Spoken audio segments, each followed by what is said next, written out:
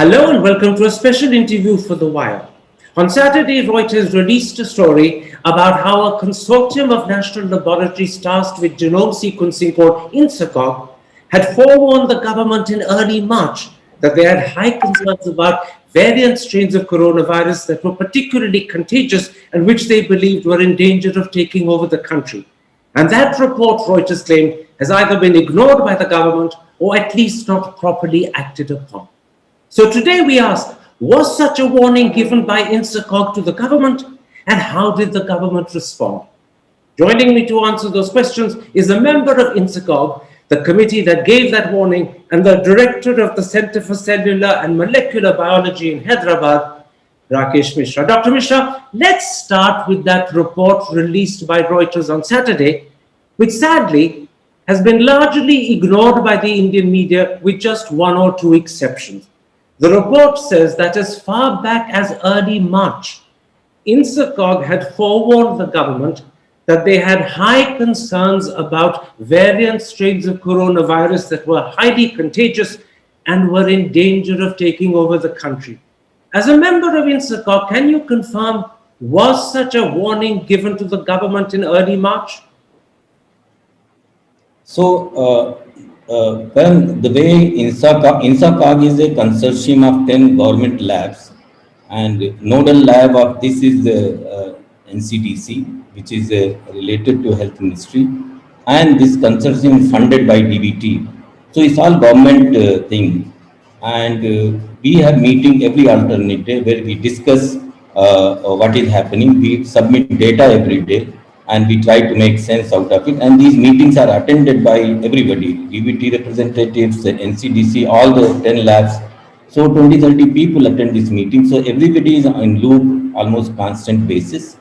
Then these meeting gist is then conveyed through NCDC to the Ministry of Health, to whom they actually are reporting. So I understand there is a continuous flow of information on a daily basis from INSACOG to the government sources.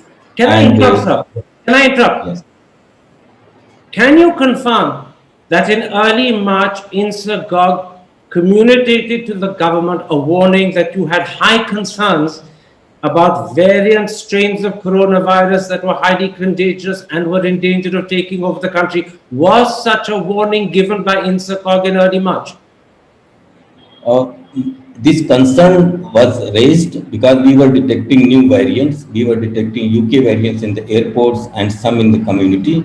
And I understand these minutes are seen by appropriate or relevant people in the health ministry. So now I can't say that we have sent in writing where I am a signatory of warning, but our findings of the variants is really a kind of warning that we are heading towards a worse situation, because these are new variants are very dangerous because we don't know them. I'm interrupting again because I think it's very important that the audience should be clear about what you're saying. You said this concern was raised. Yes. You also said you're not aware whether a formal letter was written because you weren't a signatory, but you added this concern was a kind of warning. In other words, INSACOG did raise this concern in early March, and in raising this concern, it was a kind of warning. Have I understood that correctly? Yes, you have understood correctly. In fact, we should appreciate that INSACOG was formed only for this purpose. That look at the genome, do the surveillance of the genome if there is anything of concern. That's why we are reporting on a daily basis. So in fact, all our thing, and we never said that the situation is comfortable. So can I ask you this, Dr. Mishra? When this concern was raised, who was it raised with? The Health Secretary, Dr. V.K. Paul, the Health Minister?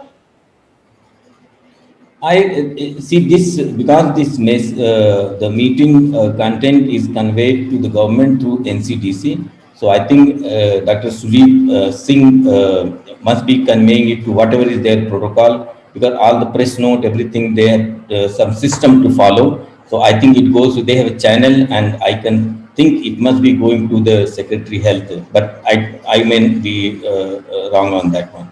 Okay, you're very clear again. the concern was raised to the National Center for Disease Control, whose director is Dr. Sujit Kumar Singh, and you believe that he would have raised it in turn with the health secretary. Do you think And this concern would have also reached the Prime Minister? I would think so. I think Prime Minister is very receptive and he has very strong communication system. So I'll be surprised if this thing don't reach. After all, INSACOG is designed to raise the concern, to pick the information, do the analysis and convey to the government. And he being the top in the government should be told. I have no way of knowing whether he was told or not, but I assume he should have been told. It's important. Absolutely. He's the head of the government. INSACOG was created for the very purpose of giving the government this sort of advice. You would be very surprised if the Prime Minister was not told of your warning. In other words, we must logically assume he knew, he was informed. I have been told that the language used by INSACOG was high concern. Those were the words, high concern. Reuters actually quotes those words. But I'm also told that at the level of either the health secretary or the cabinet secretary, those words were diluted and watered down, and something much more mild was further conveyed. Is that correct? But I don't know what was conveyed. It was a high concern, there is no doubt about it. Now, how it get translated into a mild concern, because that we have seen the disasters in UK by then, and cases were rising, and we were very concerned, and we were almost dreading that something bad will come, because the very reason that new variants is not only that they will cause more infection. New variants come with new kind of threat. They can lead to more severity of disease. They can threaten our vaccine program. There are lots of concerns. Luckily, none of that has happened so far. That doesn't mean we are safe. Can I stop you there? As you said, and I'm quoting your words, we were very concerned something dreadful could happen. Can you spell out what were your fears? What were your concerns in early March when this warning was communicated by INSACOG to the government? What were your concerns and fears at the time? See, the disease was spread all over the country, small numbers. So there are many. This was not like first wave that is going from one direction or from the airport. Now we have the infection all over the country at low level during those periods. Second thing is, lots of people are having seropositivity. That means they have protection, and virus will try to break through that protection. Vaccine program is starting, and then some people are partially vaccinated. Again, the virus will try to break through those, because it is the virus always tries to infect as many people, and we have shown that this virus mutates efficiently. When we analyze some 6,000 Indian genomes, first batch of 6,000 I think in January sometime, we had reported that there are 7,500 variants. So which means the variants are very prolific. This virus is very prolific in producing the variant. That means we are always looking at new problems if we let the virus play the way it is doing. In a nutshell, can I sum it up like this? In a nutshell, as you said, after you had examined some 7,500 genome sequences, you found that the variants were very prolific. Those were your words. Variants were very prolific. So in a nutshell, your fear in early March was that this disease could begin to spread and increase exponentially. Cases could go up exponentially. That was your fear. Yes, sir. The exponentially, not only that, it can be more dangerous, more mortality, and my main concern is vaccine program. If we let the virus play in a very large number, that means we are having a huge reservoir of the virus in our country. So huge reservoir virus means more mutants will be formed, and although almost all of them will be failure, but one or few that will be successful, they will be a big trouble for us, because that's how virus evolved. Absolutely. So can I ask you this then? Given that your fear in early March was that the disease could begin to spread exponentially, that in turn would be making the disease more dangerous, there would be more mortality, and if the disease spreads, there would be more mutants, and that itself was a danger. If that was your fear, Did you give the government suggestions or advice about what they must urgently do? Did INSACOG also recommend a course of action? Uh, I'm not sure if INSACOG is mandated to give a course of action. For there are strategy groups and there are experts, epidemiologists and clinicians. There are advisory groups for the government.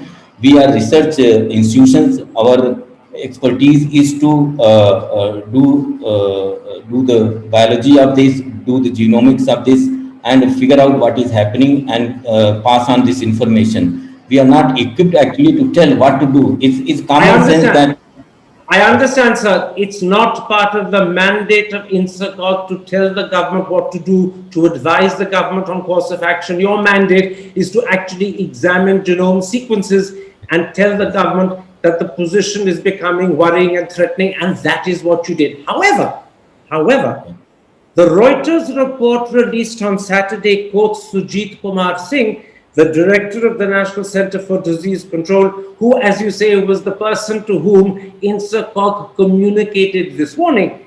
And Dr. Sujit Kumar Singh is quoted as saying that he told the government urgent action was needed, otherwise the situation could become dire. The exact words Dr. Sujit Kumar Singh used, according to Reuters, are the following. It was highlighted very, very clearly that unless drastic measures are taken now, it will be too late to prevent the mortality which we are going to see. In other words, Dr. Sujit Kumar Singh clearly told the government urgent action is needed, otherwise, we will have huge deaths. Dr. Sujit Kumar is very sincere, knowledgeable, and I must say conservative man. I have worked with him, so I will go by his analysis, and because he's also epidemiologist, so we give him a genomic information, and he can then extrapolate that to the population scale and disease context. So I would trust him. Can I ask you this? Do you have any reason to doubt Reuters' claim that Sujit Kumar Singh gave this clear, blunt warning to the government? Do you have any reason to doubt it? No. I think these are the things we have been discussing as the friends and the meetings, and I'm sure as a concerned citizen, he will convey it, whatever we feel. We may be wrong sometime, we may be over frightened or overconfident of certain things, but we will tell what we feel. Then there are other mechanisms to figure out. Yeah. Let me then ask you this. This warning was given by INSACOG in early March to the government through the National Center for Disease Control. You believe it would have definitely reached the Health Secretary. You find it very hard to believe it would not have reached the Prime Minister. So let me ask you, what was the response from the government? What did the government respond and do after this warning reached them? So government respond is I'm as much privy as much access as you, because government response will be seen in public, and although on the TV, in the advertisements, on the in the publicities, many from many points you will be hearing that wear mask and take care and hygiene, go for vaccine, all those things. But I think we didn't do enough. See, there are two things. It was very, very clear that there is a danger and it is threatening us, because the cases were increasing. Late February, early March, when cases start to increase, the danger was in front of us. Either people take care of themselves, and if they are not doing, then it's system responsibility to force Can I it. interrupt again? Reuters, in the report they released on Saturday, make it clear the government effectively ignored this warning. That is the import of the Reuters story, that the government ignored the warning. The government did nothing. Well, I mean, see, I'm not a news gatherer and analyzing, but what I see is what we do in the lab in our institution and what we see outside, what is happening in society. But we knew from our research that new variants are coming and they may pose new threat, and therefore it can be very bad situation. And outside we are seeing that everybody is behaving as if there is nothing. So, Absolutely. That's the important point. yeah. Everyone continued to behave as if there was nothing. Doesn't that mean, Dr. Mishra, that the government ignored your warning? People continued to behave as if there was nothing. Uh, I mean, government kept saying that keep testing more, do more RT test. Government said that go for vaccination, we will vaccinate everybody. Although so on paper or at least to some extent it was happening. I think main problem has been the communication and demonstrating that we have to take care. Like I don't see why there should be even 50 people allowed in a marriage. Two people are enough for a marriage. In these situations. I agree, sir. Let me put to you 4 or 5 questions about what actually happened after you gave this warning in early March to the government. First of all, there were multiple political rallies with tens of thousands, if not hundreds of thousands of people right through March, and in the case of Bengal, right through April. And these rallies were in Kerala, Assam, Tamil Nadu, and as I mentioned, Bengal. And secondly, there were huge Shahi Snans in March and again in April where 2 or 3 million people were present. Now, after INSACOG had given this warning to the government in early March, was it proper for such large gatherings to continue, or was it risky and unwise?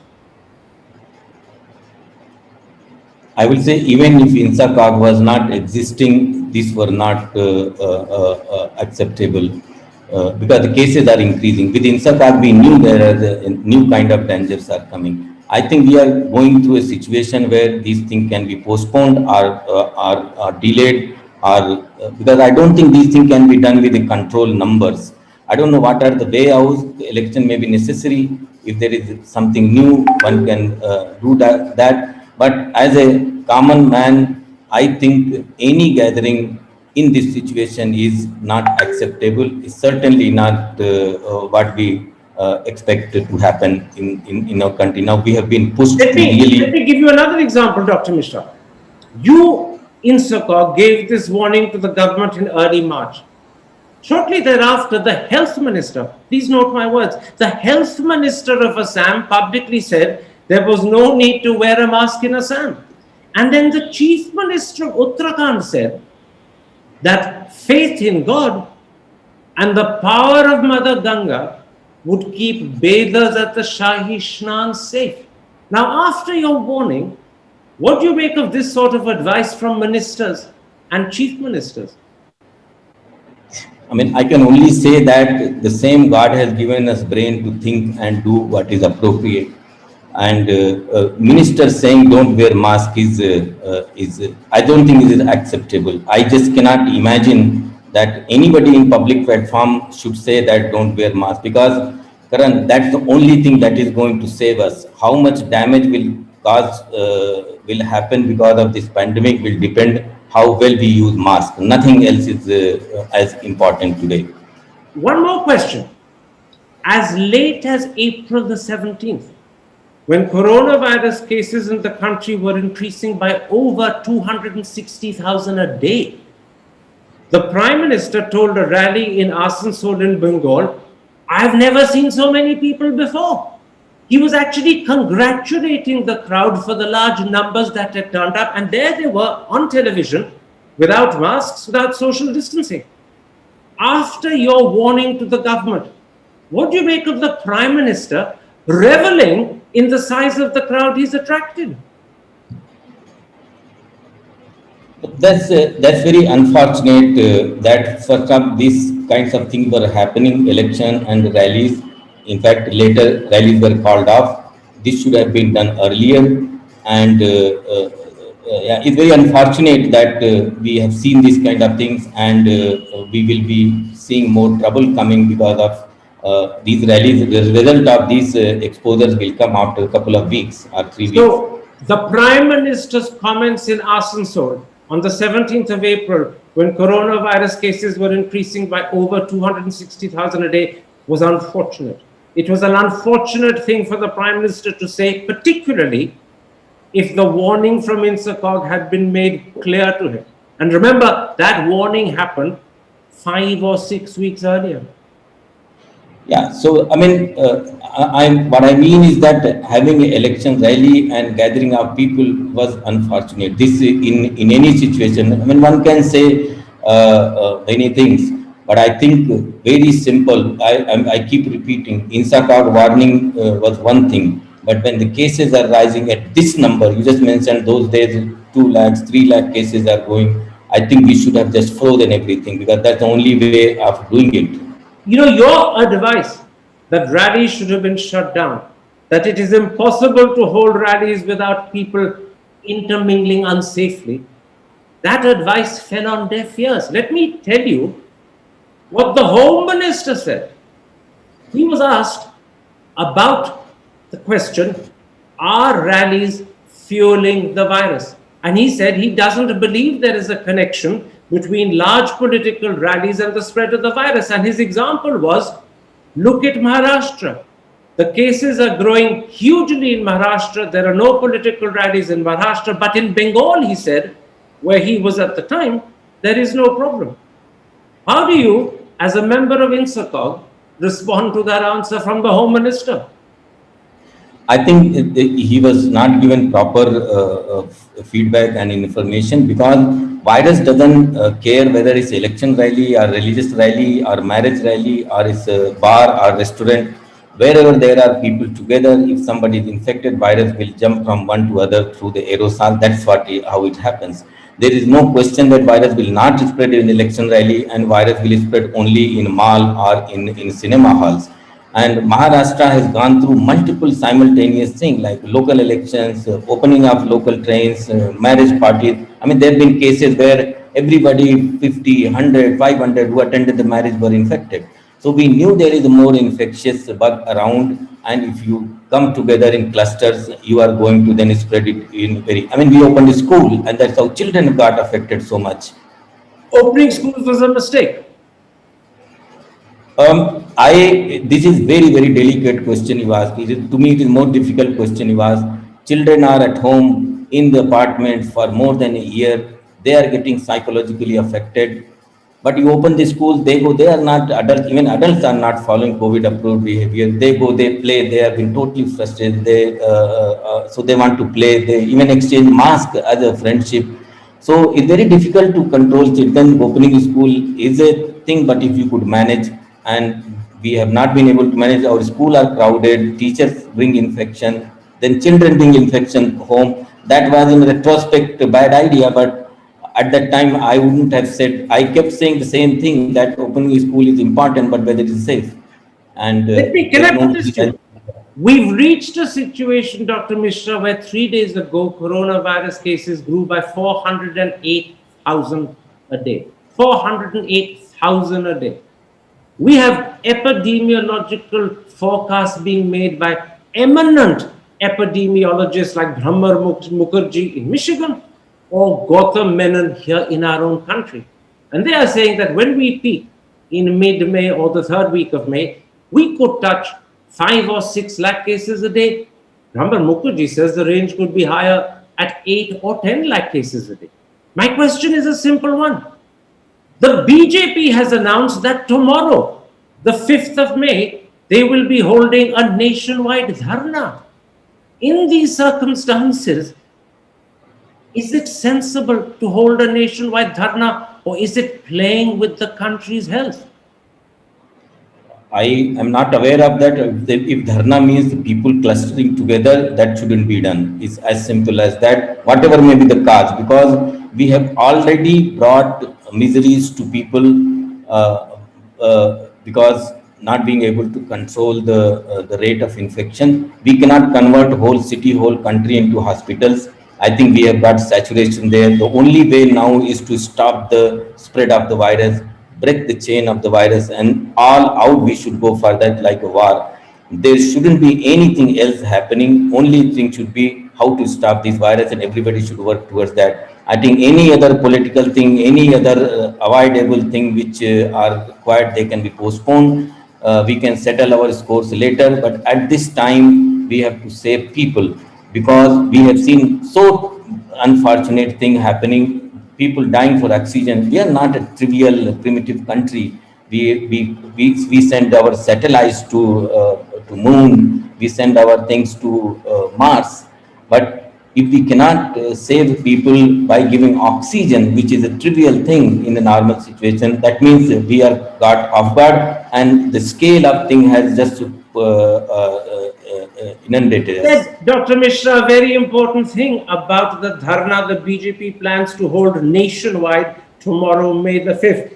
You said, at this time, our prime and first and only duty is to save people and their lives. And you added, we can settle our scores later. That's a very important thing you've said, because the dharna is being held in protest against what the BJP claims or alleges is violence done by the TMC. And your reply is, save lives now, that's the most important thing, settle your scores later. Let me go one step further. In early March, when INSACOG warned the government that cases could increase exponentially, you were also at one remove telling them that when that happens, hospitalizations will increase hugely, mortality will increase hugely. So at that time, should the government also not have made plans to expand hospitals, to increase ICUs, to add considerably to ventilators, and most importantly of all, to estimate how much oxygen would be needed and to ensure you had enough? Weren't those steps the government should have taken in early March when you told them cases are likely to exponentially increase? See, you're right that we should have improved our infrastructure, but the scale in which we have entered, I don't think any level of infrastructure would have worked. Our focus should have been to go for a kill. When the virus was down, go for a kill. Don't let it come back. Again and again and again, all of us have been saying that virus is down but not out, and it can come with vengeance because it will come with new variants, which will be known to us. I take your point that no one could have anticipated the size and scale of the second surge. No one could have anticipated we would be growing at 400,000 cases a day. But what the government did in February and March was to dismantle facilities it had created to handle the first wave. The DRDO center and the Satsang Beas center in Delhi were dismantled. The jumbo facilities in Mumbai were dismantled. Surely, dismantling facilities was the wrong thing to do, particularly when INSACOG was advising you that there's a real danger cases are going to increase exponentially. So, the very act of dismantling was a terrible mistake.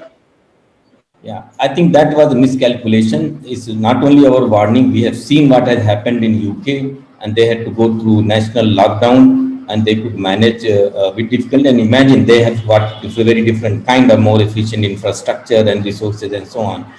It's not only the government who actually dismantled things. Even private hospitals that were treating COVID patients, because the numbers started to go down. And remember, other diseases have not reduced. Other medical care that is required has not gone away. Those were waiting and waiting. So people started turning towards that. So that was a miscalculation. I don't know if there was a way to imagine this will be situation can be again? I really apologize for the number of times I'm interrupting. You see, there is a big difference between the government dismantling facilities they've created and the private sector doing so. The government has access to what INSACOG is telling them, and the government defied the warnings from INSACOG when it dismantled facilities rather than build them up. The private sector doesn't have access to what INSACOG is saying. The private sector will simply go by what they can see, and if they see cases coming down, then they'll say we don't need to keep so many beds. And this brings me to the key question. The government deliberately did not share with the people of India the warning INSACOG had given it. And perhaps they didn't do so because they didn't want the country to panic. but by keeping the country ignorant of the enormous danger lurking on the horizon, the government also ensured that people would behave irresponsibly, not wear masks, gather in large numbers, not socially distant. Now, do you believe the government's failure to share your warning with the people of India was understandable, or was it another mistake? Should the government have warned the people, treated them as adults, and said, look, this is the danger, we're warning you, please act safely? It didn't do that. Was it a mistake? See, the conveying correct information in effective way is very, very important, and that has long-lasting effects. If we don't convey properly, then first and most damaging thing is loss of credibility, which to me is more damaging. Of course, later something comes, immediately there is a protest, there is a contradiction. So, because we have got into an environment that what to trust and what not to trust. So that's why it is government to go over, in an excessive way to communicate effectively and the correct thing, whatever it is. Because the unfortunate thing, The situation I want, was go ahead. it's not just that the government didn't communicate effectively. The truth is, A, it didn't communicate your warning at all. But more importantly, B, it didn't take your warning seriously.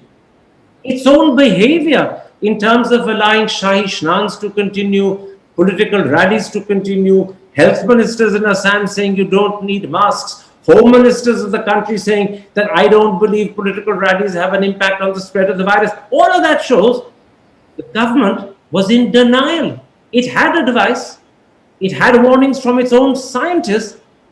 It refused to accept them. It in fact denied them. It did exactly the opposite of what was required. I'm going to ask you a question, and I know it's difficult for you to answer because you're a member of INSACOG. Did the government behave irresponsibly in not accepting your advice and in the way it behaved? I would say differently, and that government, whether government conveyed or warning to public, I don't think government need to convey the warning, but government can take the leap from there and plan the action and act. That is what is expected, because government is not just a post office to pass one letter to other, INSACOG to public. And so that I don't mind that if the same thing is not published or not told, but it should be acted upon and it should be evaluated. I think like many other, you can see many experts saying that the system failed to imagine that this problem could be this high.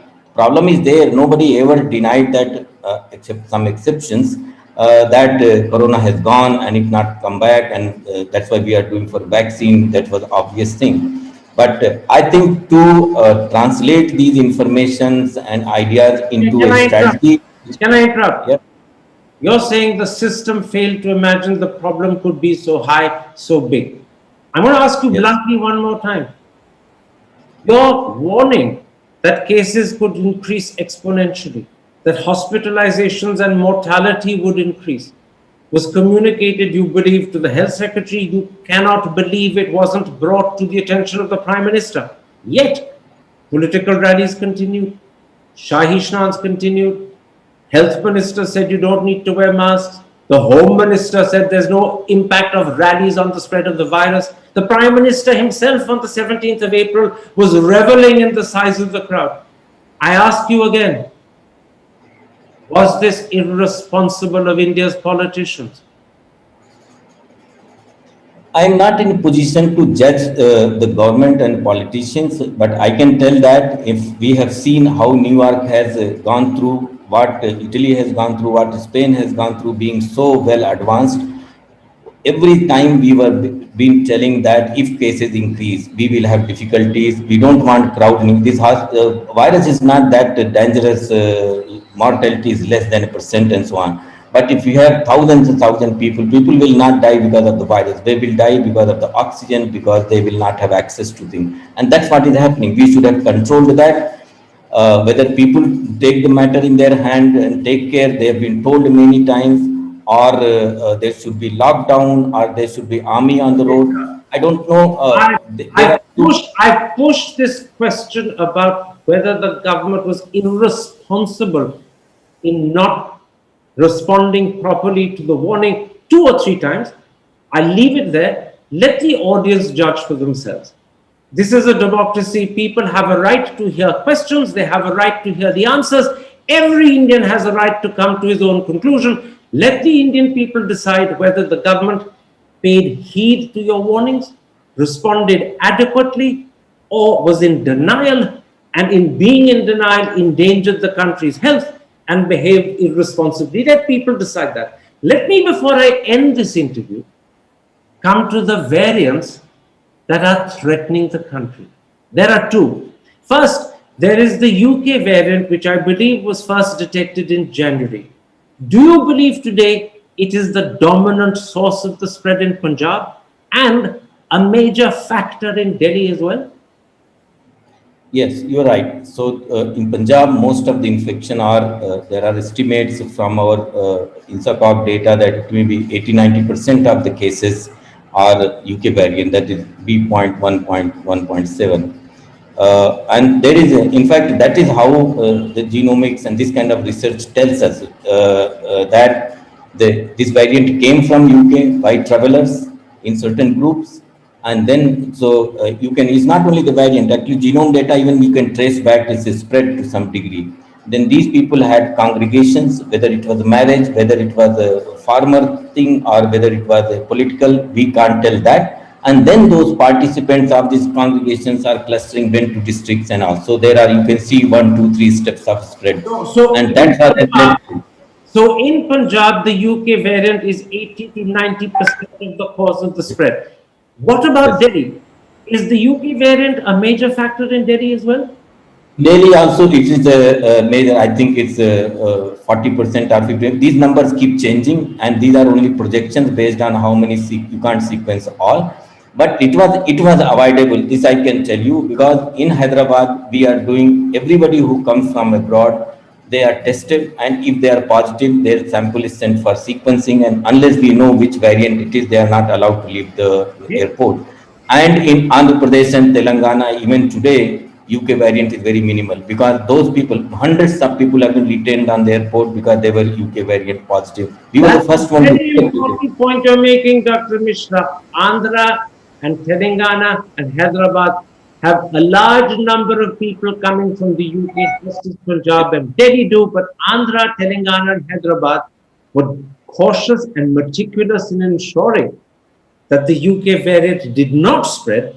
Clearly, Delhi and Punjab did not show the same sense of caution and concern, which is why the UK variant has spread to 80-90% levels in Punjab and 40% levels in Delhi. Let's now come to the double mutant, as it's called, although that's a misnomer.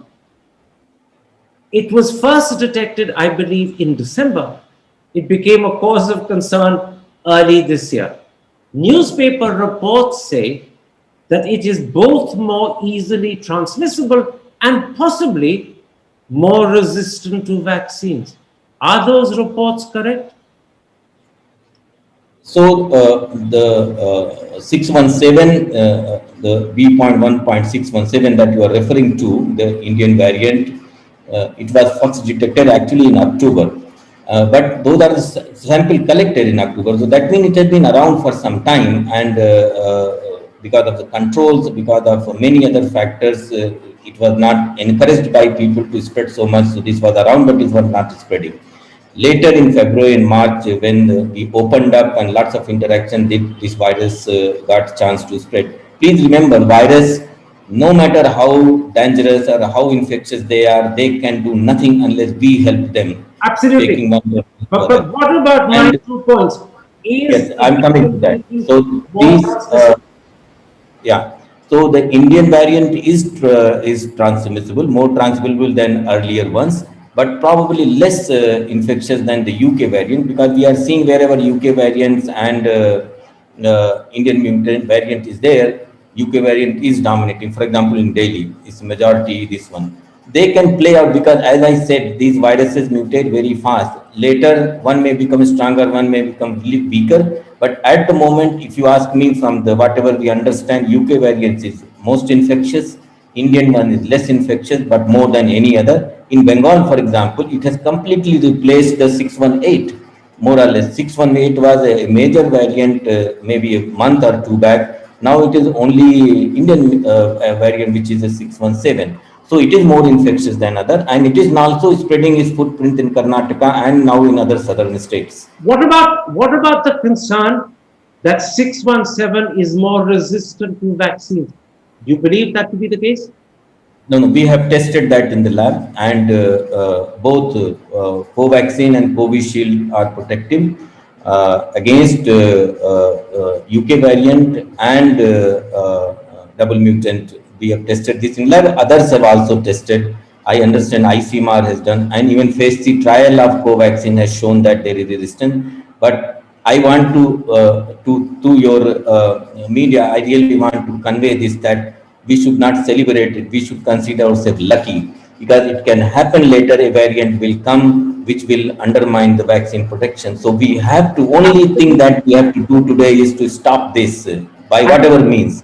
This concern that you've just expressed, that we could end up with a new variant one day that is resistant to vaccines, is a direct reason why you warned the government in early March that an exponential spread of cases is dangerous, because when cases spread exponentially, there's a bigger chance for mutant variations to happen, and one of those mutants could end up being vaccine resistant. That is the fear. It links right back to the warning you gave in March. One more question about the double mutant.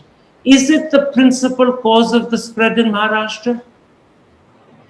So Maharashtra, actually not. I have different belief that I don't think a variant is cause. Cause is people's behavior. Variant is a thing. It's like somebody is running towards you with a gun to threat to kill you. You don't want to ask whether it's AK-47 or AK-48 or what. You have to just run. Any variant is dangerous, and it can give rise to a worse variant. I take your Having point, said sir. that, But newspaper reports, quoting Dr. Shahid Jamil in today's Business Standard, that is to say, the Business Standard of the 4th of May, say that he believes up to 60% of the genome sequencing done in Maharashtra is of the double mutant variety.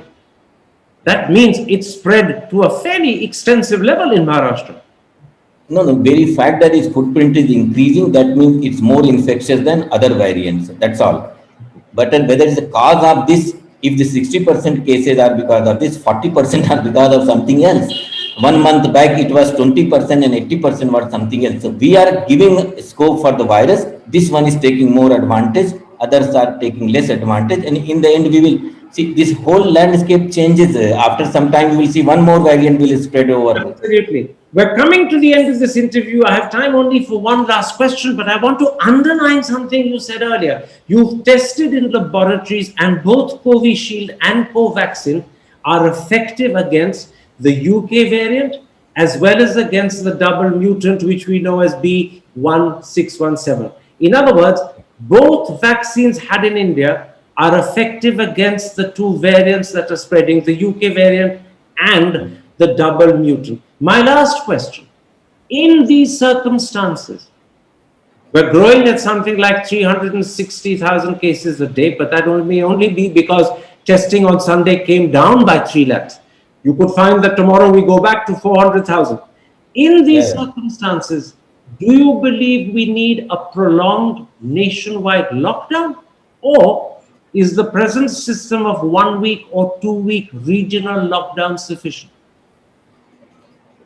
I don't think viruses go by weekend or week or day or night. We have to take more strict measures. I don't know whether national lockdown is a solution, because the misery it leads to. Last time, probably we were less prepared, and it was heartbreaking to see people walking. This time, maybe it is worse, heartbreaking to see people dying in the hospital for oxygen. So we have to take now a call. And I think something closer to a major lockdown is required. We just cannot let this happen we cannot keep making more bed, more emergency hospitals, more import of oxygen cylinder. Those are really limited things. So we must do everything possible, as I said, to break the chain, break this spread, because that's the only thing that will stop the number. I mean, reduce the number, and we can come back. There's no Thank other. you, There's Dr. no other way. Mishra. You've been very clear and forthright, and I thank you for having spoken so candidly and so boldly. You believe stricter measures are necessary, as you said, something closer to a major lockdown, because the virus does not respect 1 week or 2 week lockdowns. But in particular, I thank you as a member of INSACOG for confirming that in early March, INSACOG did warn the government that the new variants of coronavirus that were more contagious were threatening to take over the country and urgent action was needed.